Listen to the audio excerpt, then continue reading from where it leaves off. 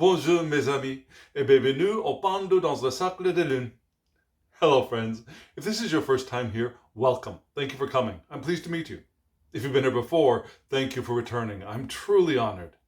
Friends, if you are a returning visitor, you probably know from my attempt at a French introduction to this video that this is my series in which I use Terre de Marseille adjacent, or antique Italian decks to help me unpack a larger spread that I have read earlier in the week. And just in case you haven't been following along on this series, and shame on you if you have not, just in case you haven't been following along, I've decided to go back to basics with my Thoth deep dive series. Yeah, I've trimmed my weekly, it's not even a weekly spread, I've trimmed my spread for a period of time way down.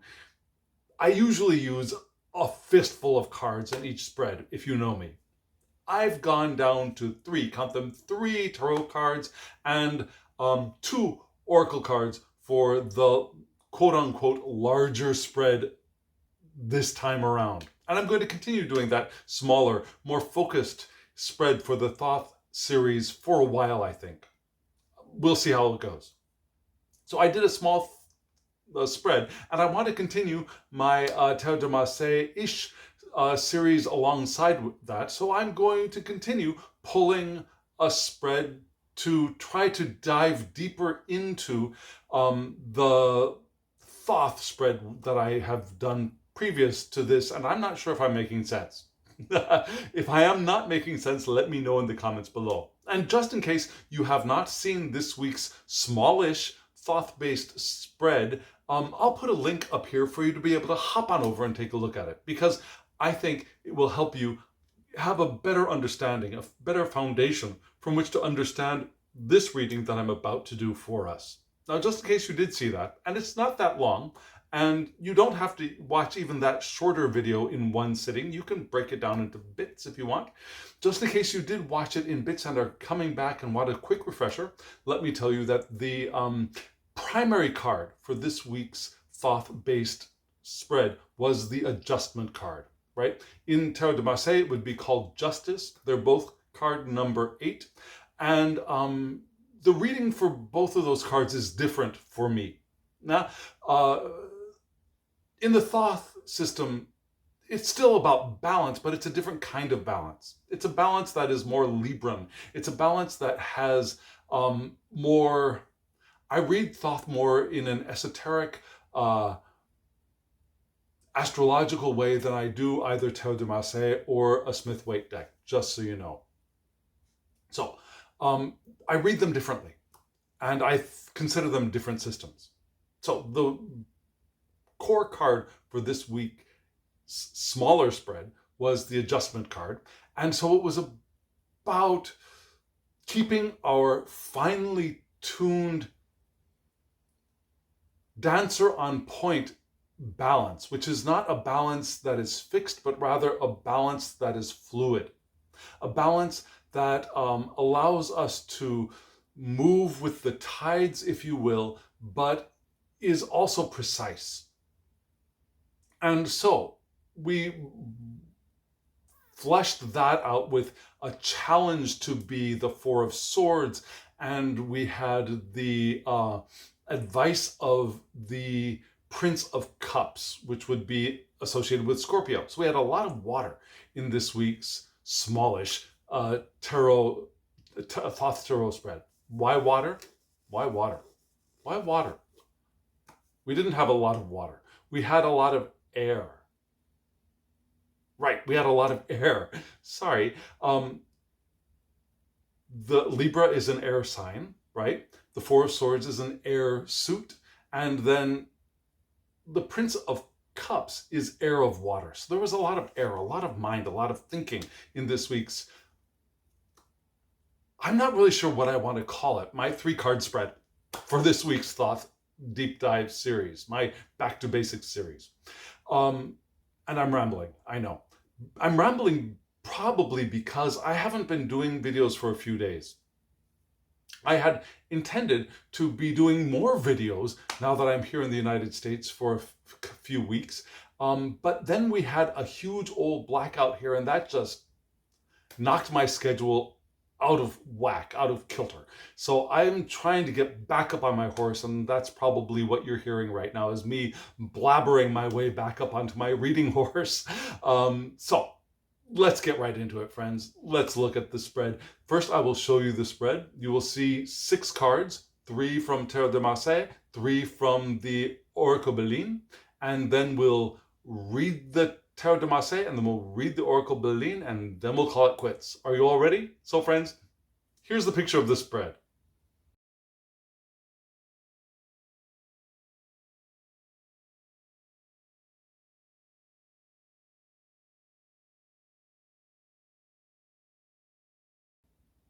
These are cards that you've already seen before if you've been following along, right? Yeah, you saw that I've got my little itty bitty traveling Noble Tarot, yeah, which was produced by Frieda, and I'll have a link to both this deck, the Noble deck, and a link to the Cercle de Lune in the description box below, just in case you want to go buy either one of these decks or both of these decks for yourself. I think they work beautifully together.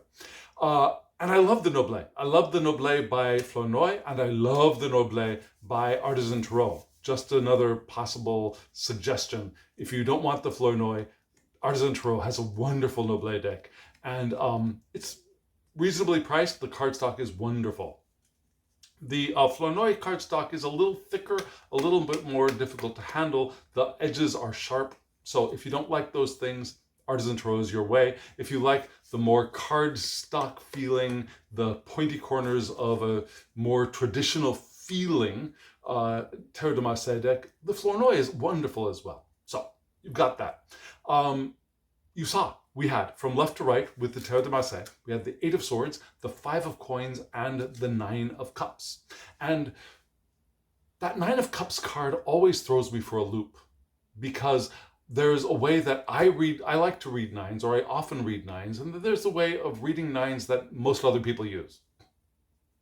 And so that 9 of Cups, it sends this reading in 2 different directions for me. And because of the Cercle de Lune cards that appear below, I tend to want to read this series of 3 cards in the direction that I would normally read a 9. However, we also have the possibility of reading it in another direction. There's more of a congratulatory reading possible here, or there is a watch out reading possible here. And so let's start off with the congratulatory reading, and then we'll look at the way that I think I would have otherwise read this set of 3 cards, which would not be very far off, but you'll see what I mean in just a moment. 8 of Swords, no differences. Yeah, the 8 of Swords for me, I love the 8s. 8 of Swords is a card of clarity. Yeah? The 8s are the most perfect manifestation of the suit. So for me, the 8s are of Swords, which are the suit of mind, of communication, of vision, right? Is clarity, being able to see perfectly.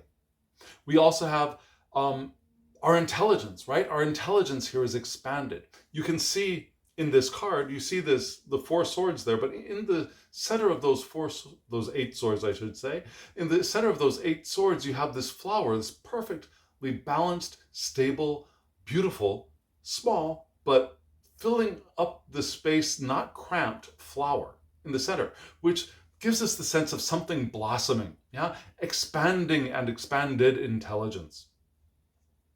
Perhaps finding intuition is possible here as well. Yeah? Within the depths of our mind, we have this blossom of information, which could be intuition. Now, there are ways of thinking of this 8 as being our mind not identifying with the concepts it creates. Yeah? A disassociation of mind and thought, kind of a Zen concept. Powerful concentration is possible with the 8s.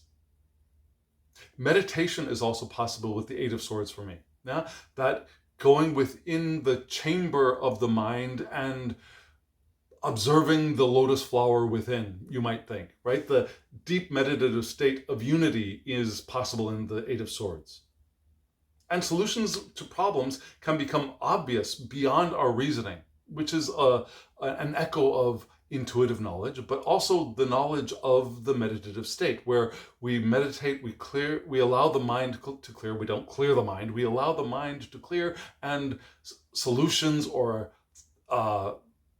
ideas or insights will reveal themselves within that cleared space. That is also possible here. It's a non-thought kind of state. A no-thought kind of state is possible here, which is wonderful, especially when we think of the adjustment card from the Thoth reading. Yeah, this is a very stable mind card, which does give us a really good emphasis of that stable mind of both the adjustment card and the Four of Swords, the truce card, from this week's Thoth reading. So we start off with this, clarity, stable mind, open mind, now ability to intuit, to discover or allow knowledge and information and ideas to arise from within. What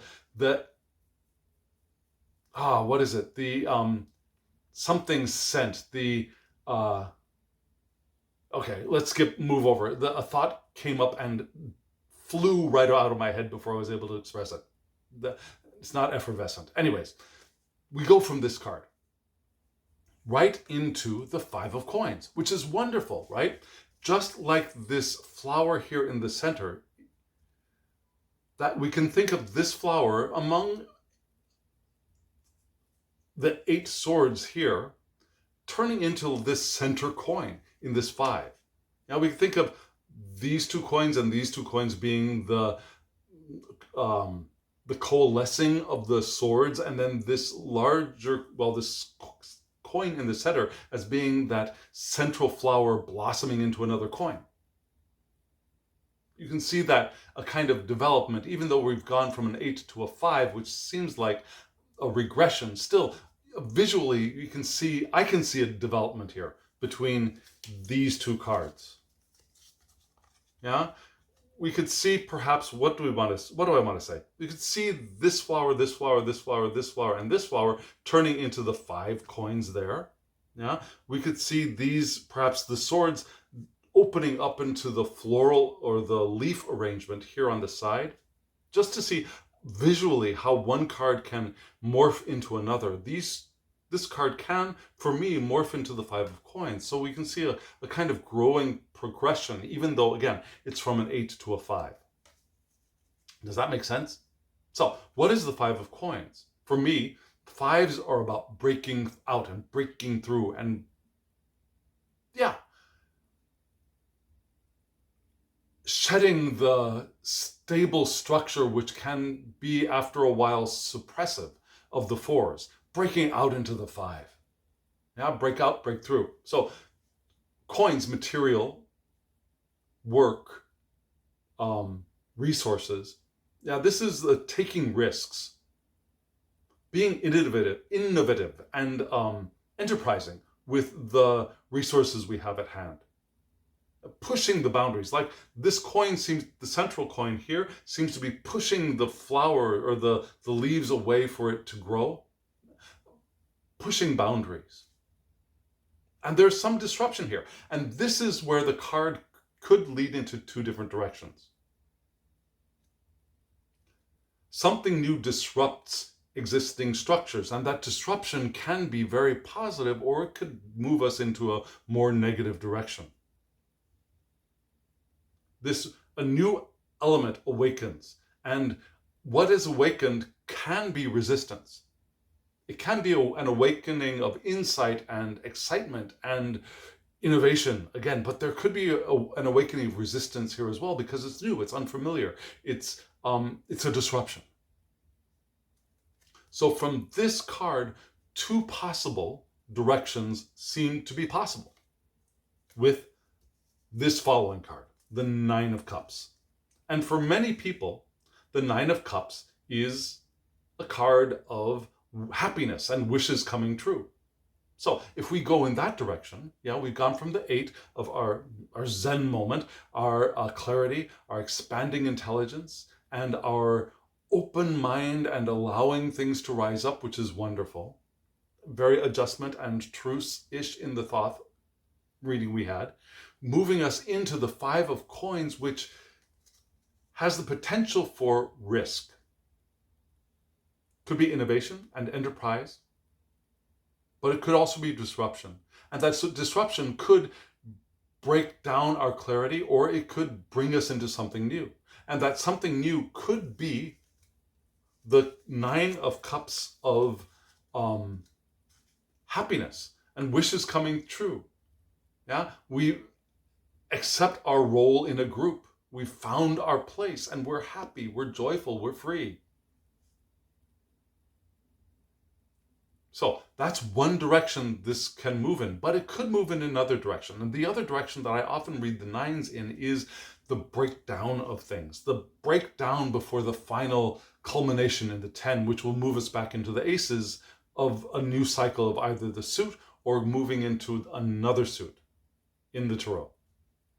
Now, because all of the numbers cycle through each other, right? So we could start off with the Ace of Swords and move through 2, 3, 4, 5, 6, 7, 8, 9, 10, and then back to the Ace of Swords again.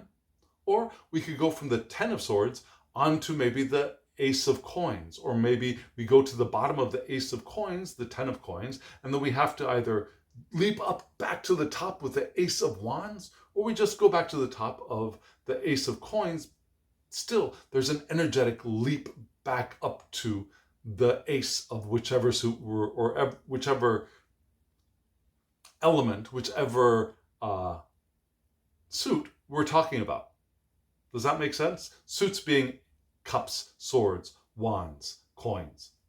Elements being fire, water, air, earth.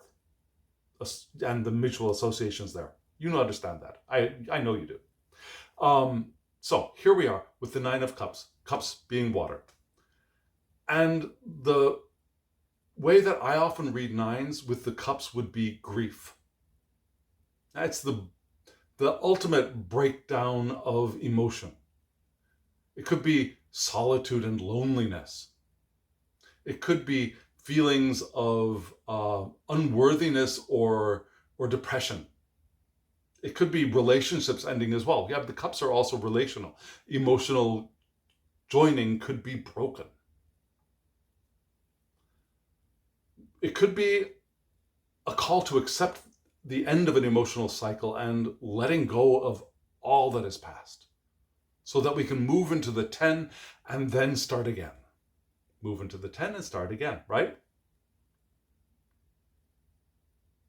Now, why am I hemming and hawing about this? Well, because this set of 3 cards is either a recapitulation or an extension of the 3-card spread with the Thoth that we read earlier this week. And that 3-card spread was telling us to keep ourselves centered, keep ourselves fluid, and go our own way, which is kind of 5 of Coins-ish. Now with the Prince of Cups, there was the go your own way.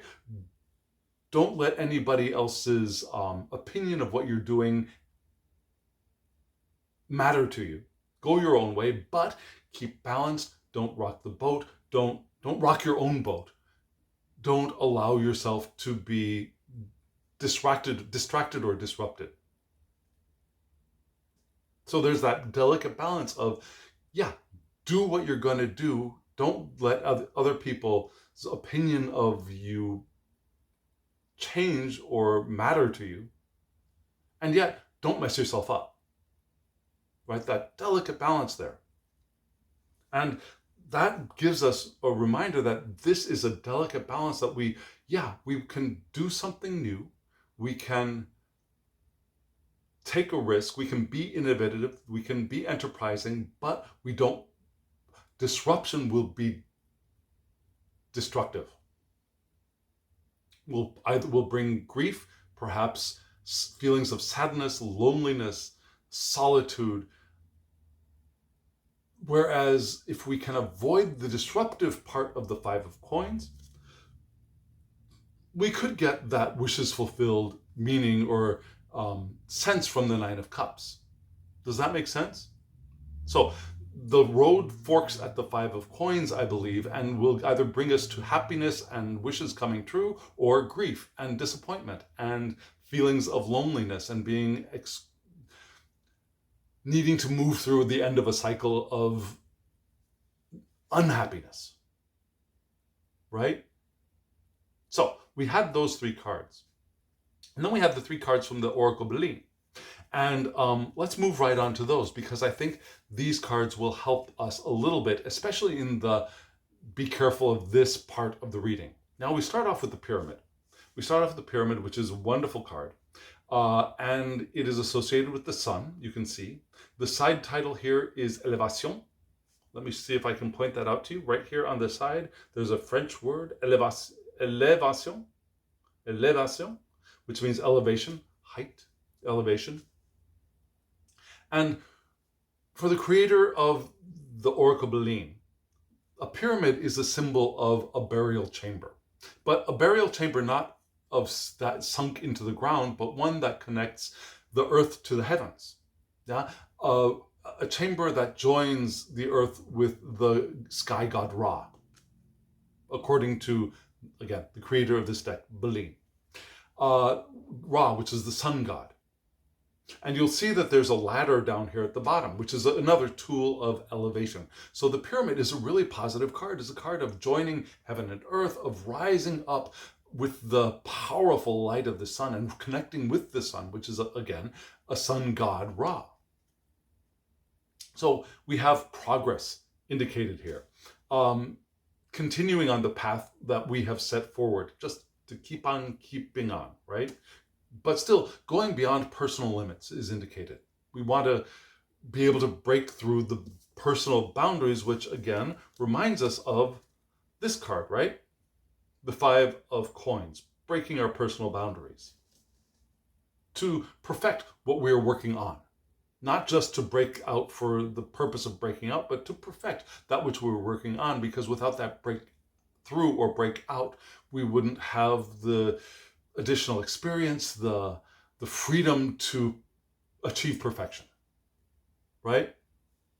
Now, astrologically, this card is associated with Mercury, and we'll have another Mercury association in just a moment. Related with Mercury, this is a relational card. It's a card of communication with the divine. But because we have Mars coming up here, there could be the potential for outside sabotage, according to Belin. When this card is paired with a card associated with Mars, we could have disruption coming in from outside forces. So we want to be careful. And I'm not one for predicting people stabbing us in the backs, really. And any outside force that is coming to disrupt us is something that we have at some point or another have called to us at some level of our existence. We've opened ourselves up for that kind of sabotage if it comes. So this card is, yes, break out, progress, continue on the path forward, but be careful. Be careful, because there could be trouble coming. And that trouble coming begins here with the next card, which is a lovely card in many ways, the Torch. I love this card. I love the art on the card. I love the association with Mars. And Mars and the sun together are both associated with the fire sign, which is my sun sign, right? Leo. Yeah, Leo has three houses of Leo. Now, there's the solar house of the first house. I'm sorry, the solar decanate, I should say.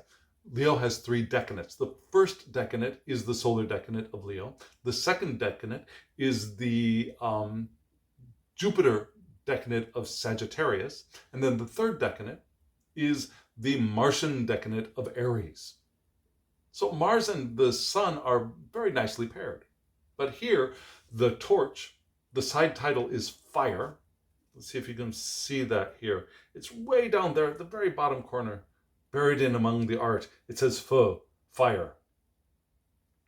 And you see a rooster there, right? Rooster is a symbol of courage. Interestingly, never would have thought it, but according to Belin, it is a symbol of courage, of healing and purification, the purification of fire.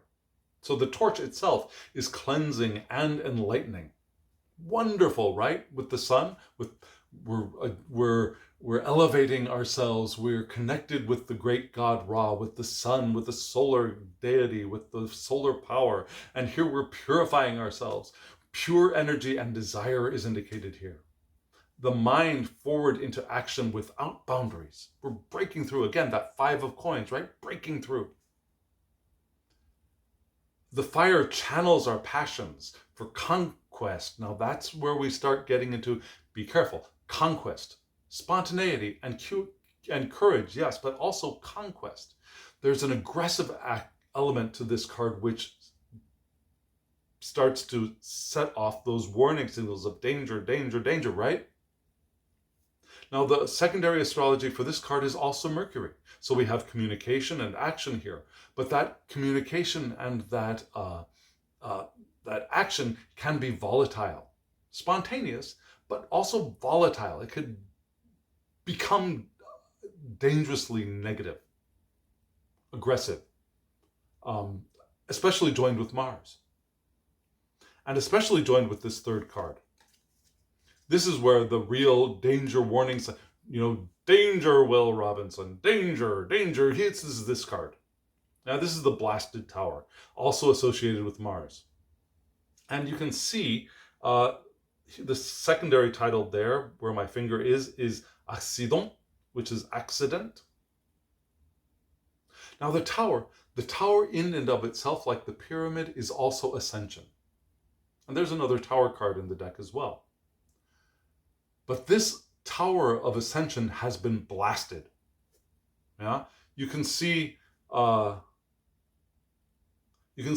bolts of lightning coming from this gray cloud here, right? A little bit like the tower in the tarot, the Smith-Waite tarot, and a little bit the Thoth tarot. So this tower, which is ascension, is blasted. We have the power to rule here is gone. The cap, the crown is gone. Order is falling headfirst in this card. Yeah? Our ability to think and our ability to rule ourselves and rule what we are doing is toppling down from this burst of energy, which could be coming from this. Yeah? Too much of this torch energy cracks open our structure, which can be sometimes good, but at this point doesn't look so good for us. So we have ideas of accidents, changes of fortune.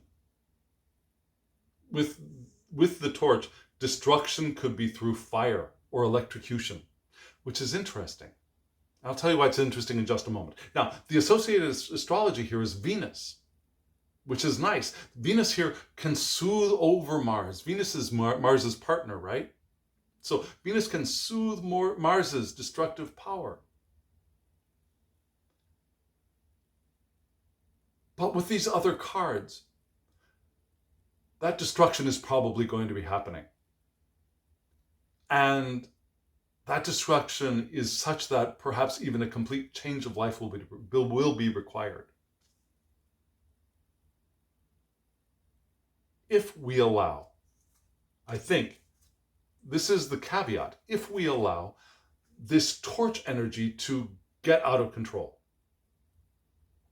If we allow our courage and our healing potential and our action breaking the boundaries to keep ourselves focused, passionate, spontaneous, courageous, yet focused and not volatile, not going so far that we start breaking shit apart, yeah, we can probably avoid, I believe, the Blasted Tower. The Blasted Tower. Now, why did I say this card was also interesting in a different way? Personally, Personally, did I mention that my schedule here was disrupted by a power outage? Well, I pulled these cards before the power outage. So that could be part of this.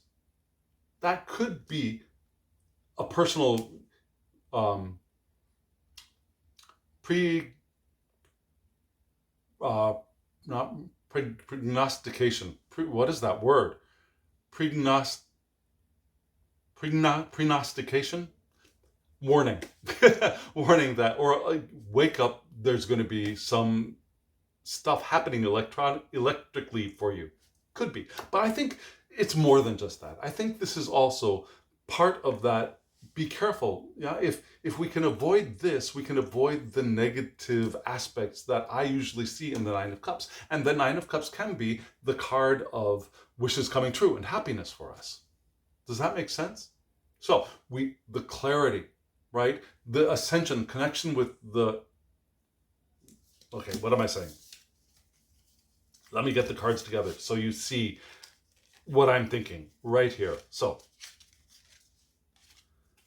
this clarity combined with this below, right? The pyramid, clarity, no thought, solutions rising, connecting with the heavens, with the divine, going beyond our personal limits, which leads us to the Five of Discs and the Torch, right? Which are taking risks, being innovative, pushing the boundaries with the torch, purification, forward into action without boundaries, channeling our passion, spontaneity, courage, but not conquest, not trying to force our will upon other things, which is part of the Thoth reading this week. Not doing that.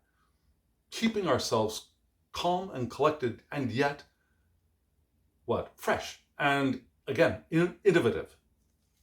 And so if we do that, we can avoid this part of the Nine of Cups, which is breakdown, having to come to the end of a cycle and start anew.